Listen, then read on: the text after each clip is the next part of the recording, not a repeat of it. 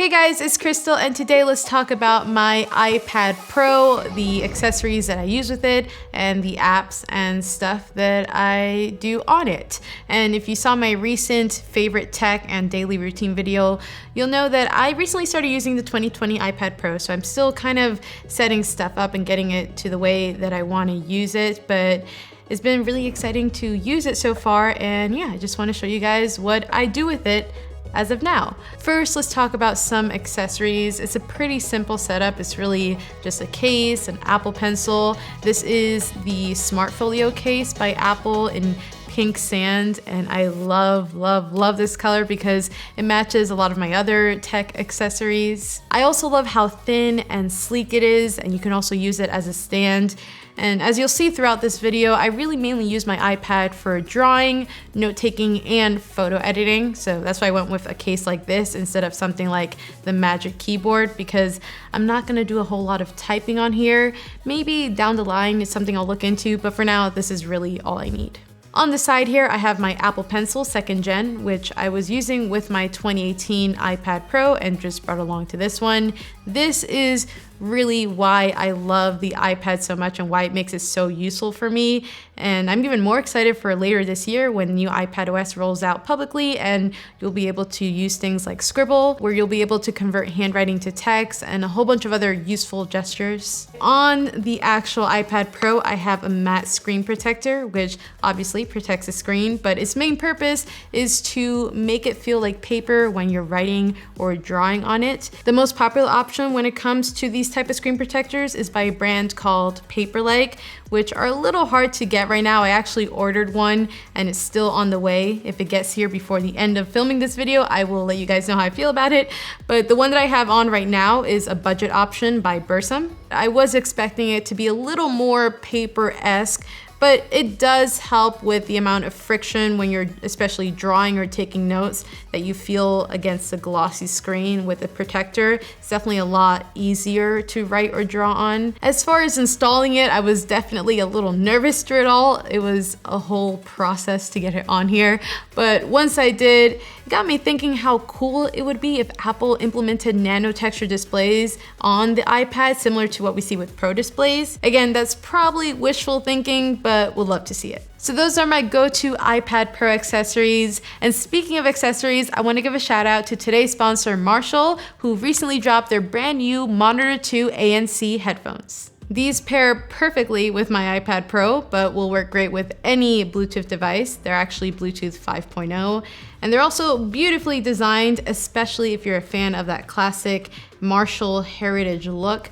They're very ergonomic and collapsible, so you can stuff them in your bag wherever you go. Inside, these pack custom-tuned dual 40mm drivers, and to simplify that, what it really means is you're gonna get some rich, full, beautiful sound. On top of sounding great, these also pack ANC, or active noise cancellation, which does a great job, and I really love that there's a built-in ANC button where you can quickly turn it on or off. Speaking of buttons, we also have a multi-function M button on the other side here, which can quickly toggle EQ customizations that you can further customize within the app as well. And you can also use this button to access voice assistants like Google Assistant or Siri. I really love these, not only for music listening, but it's also been really useful for learning piano with the iPad Pro as well. These are also gonna last you all day long with up to 30 hours of battery life if you use the active noise cancellation all day, or up to 45 hours without it. So if you guys are interested in picking these up, I'll have that link down below. And again, thank you to Marshall for sponsoring this video. So moving on to what I actually do on my iPad, let's start with some photo editing.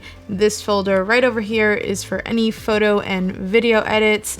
And when it comes to photo editing, I usually always start with Lightroom no matter what device I'm using. So I have Lightroom right at the top here. And after that, I'll go into Snapseed or Visco for any other quick touch-ups, and sometimes Focus and Pixaloop to add a little extra flair. But let's start with Lightroom.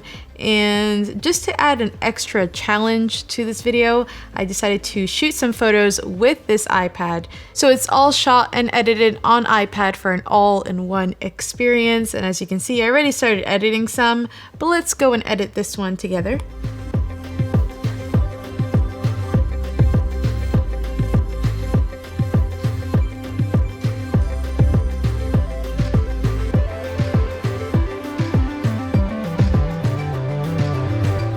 So I'm pretty happy with this. Here's a quick before and after to see what we've added.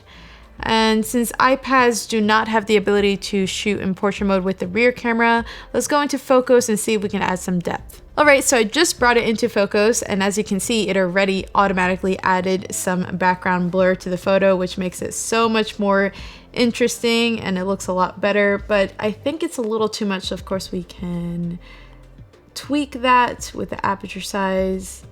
I feel like right there. Yes, that looks great.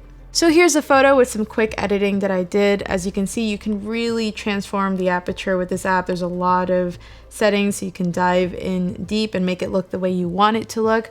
But by default, it looks like this when you bring it into the app, which already looks really good. And if you want to see before all of this, there's the photo before and after. I think it looks so much better with those little bokables. So another app that I like to use from time to time for photo editing is Pixaloop, and I've definitely mentioned this in previous videos, but I've never really used it that much on my iPad, and it's basically the same as it is on mobile, but of course it's just easier to adjust things with a bigger screen.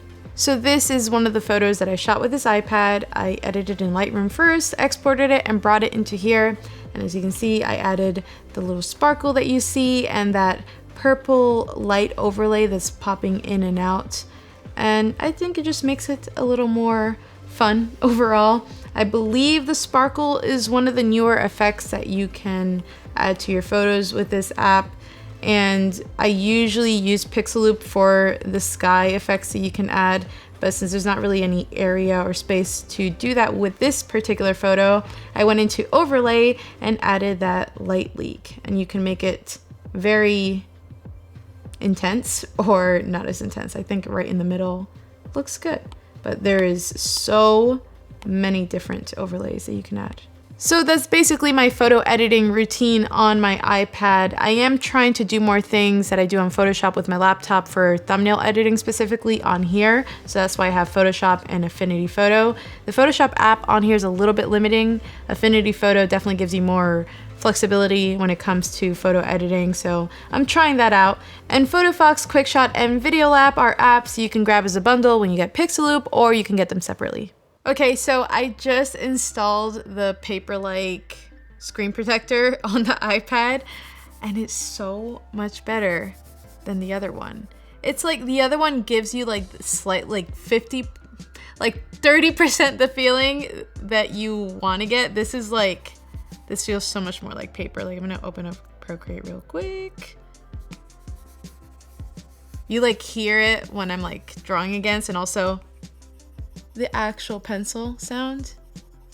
Yeah, it's a lot better. I mean, it's definitely worth it. Installing these things, both of them, is a pain, but the end result is kind of worth it.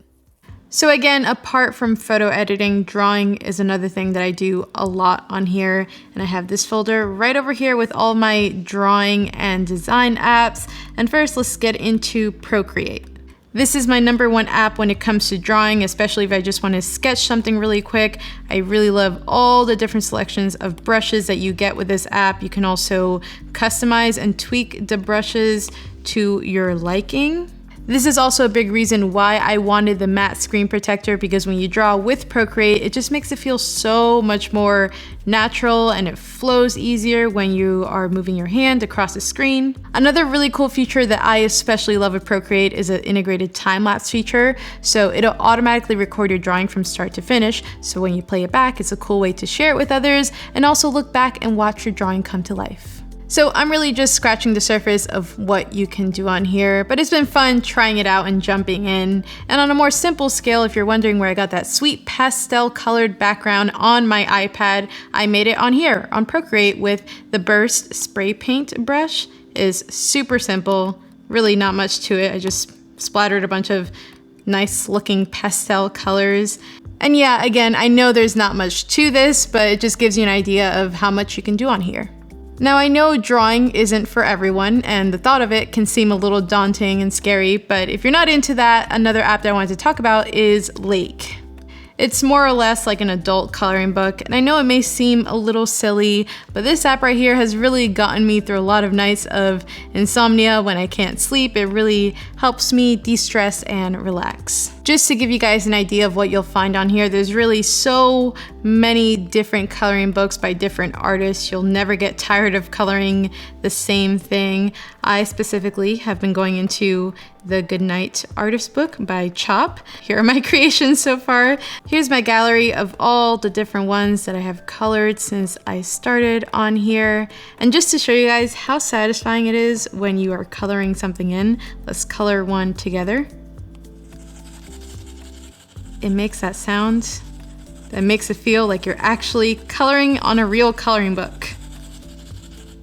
And if you're wondering how I was able to color recklessly and not go beyond the line, there's a safe mode on here that you can toggle on that lets you color within the lines. It's kind of like bumpers for bowling, but for drawing. Now I'm kind of new to some of the apps on here in the sense that I haven't used them as much as I would like to, but I wanted to find something that brought it back to my design days, specifically Illustrator on a computer. And I would say the closest thing to that on iPad is Affinity Designer and Vectornator.